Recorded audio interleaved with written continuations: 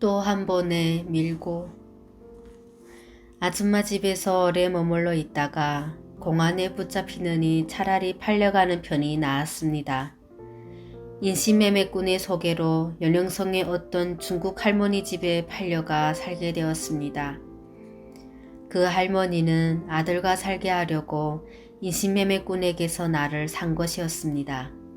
서로 언어는 다르지만 손짓 몸짓을 해가며 어느 정도 중국어로 의사소통이 되면서부터 무척 친해졌습니다.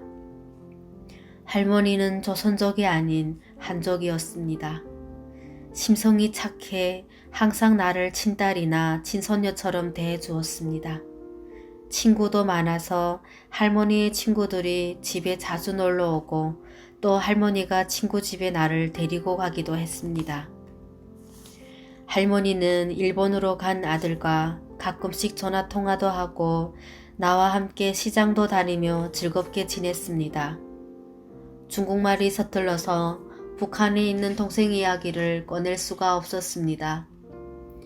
중국어를 익히려고 나는 날마다 TV에서 눈을 떼지 않았습니다. TV에서 나오는 굴자들과 말들을 연관시켜보고 그에 대한 행동까지도 연결하여 무슨 뜻인지를 스스로 해석하게 되었습니다. 할머니의 손짓과 눈빛, 하는 말을 유심히 보고 기억해 두면서 시장에서 사람들이 하는 말도 어느 정도 알아들을 수 있게 되었습니다. 할머니는 아파트에서 살았는데 가만 보니 그 집은 돈이 좀 있는 듯 해서 일하지 않고도 다른 한족 사람들보다 좋은 음식을 먹을 수 있고 좋은 옷가지들을 몸에 걸칠 수 있었습니다. 나에게 준 옷만 보더라도 그 사실을 짐작할 수 있었습니다. 할머니는 매달 아들이 붙여오는 돈을 쓰지 않고 저축했습니다. 아들 이야기를 참 많이 했는데 아들이 착하다며 자신의 말을 참 잘 듣고 성실하고 부지런하다며 자랑을 늘어놓았습니다. 어떤 날에는 아들의 사진도 꺼내 놓으며 앞으로 내 신랑이 될 사람이라 말하곤 했습니다. 할머니는 나를 며느리로 생각해서 더욱 나에게 잘해주는 것 같았습니다. 좋기는 했지만 그 관심과 신경을 쓰는 정도는 도를 넘어서는 것 같아 한편으론 부담스럽기도 했습니다. 그 집에 살면서도 순철이를 데려올 방법을 찾으려고 무진 애를 썼습니다.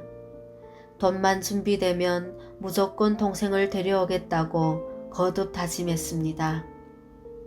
할머니에게 애원하면 할머니는 돈이 많으니 혹시 도와주지 않을까 하는 생각에 말을 꺼내고도 싶었지만 망설일 뿐이었습니다.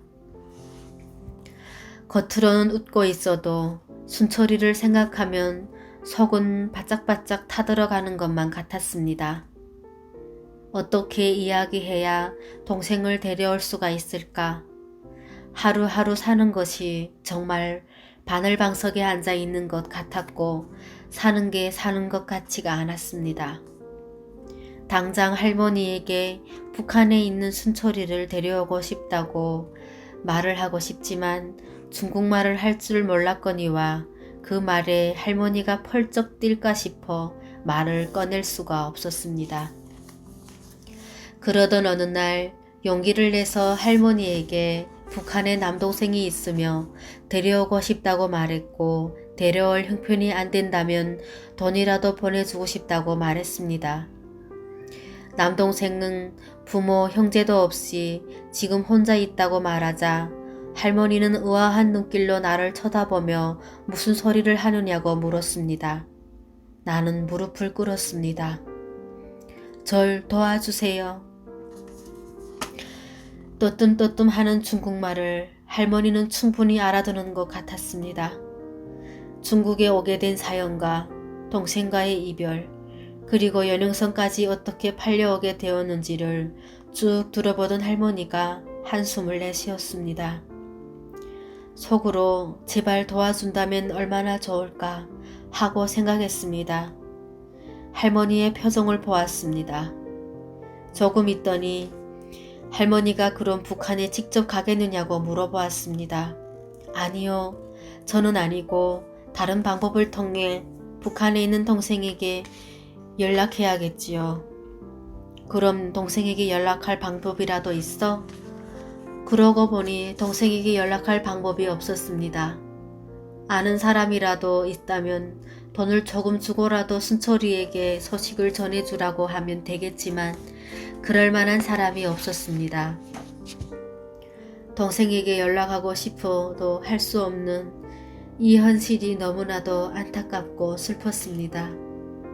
어린 동생이 불쌍해서 미칠 것만 같았습니다.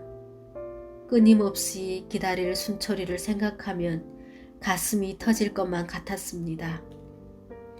어느덧 연영성에서 생활한 지도 거의 9개월이 되었습니다. 할머니도 여전히 날 친딸처럼 대해주었고 중국말도 어지간히는 알아듣게 되었으며 대화할 수 있는 정도가 되었습니다. 아무리 잘해줬고 맛있는 것을 많이 먹고 좋은 옷을 입어도 헤어진 가족과 동생에 대한 생각은 한시도 놓을 수가 없었습니다. 언제면 만날 수 있을까? 북녘 땅 저 멀리 보이는 하늘만 바라볼 뿐이었습니다. 이 넓은 중국 땅에서 어머니와 순녀가 아버지의 행처를 알아듣는다는 것은 부질없는 노릇이었습니다. 하늘도 무심했습니다. 조선에서 아예 떠나지 말았어야 하는 건데 이 일을 어찌 해야 하나. 낯선 땅에서 하루하루 무의미하게 살아가는 나 자신이 너무도 처량했습니다. 그러던 어느 날 그 마을 촌장이라는 사람이 할머니를 찾아왔습니다. 나에 대한 신상 정보를 알아야 한다고 했습니다. 호족에도 올려주고 그러자면 나의 신상 정보를 알고 또 위에다 올려보내야 한다고 했습니다. 조금 의심이 가서 알려주지 않을까 했지만 호족에 올려준다는 말에 욕심이 나서 선뜻 알려주고 말았습니다. 할머니는 이제 됐다면서 기뻐했습니다. 나도 좋았습니다. 호적이 있으면 중국에서 마음대로 다닐 수도 있고 동생을 데려올 기회가 생길 수도 있을 테니 말입니다. 하루하루 호적을 올려줄 날을 손꼽아 기다렸습니다. 할머니는 이제 2달 있으면 아들이 오고 내가 호적에도 올라가니 집안에 좋은 일만 생길 거라며 좋아했습니다. 그런데 그것은 우리의 희망사항일 뿐이었습니다. 그러던 어느 날 경찰차가 소리를 내며 왔습니다. 혹시 호적에 올려주러 오는 사람들일까? 출입문을 탕탕하며 두드리는 공안들이 조금 무서웠지만 그래도 기대하며 문을 열었습니다. 어서 들어오라며 할머니가 그들이 마실 차를 준비하려는 순간 불법으로 중국으로 들어온 조선 사람을 우린 체포합니다. 순간 나의 머릿속이 하얘졌습니다.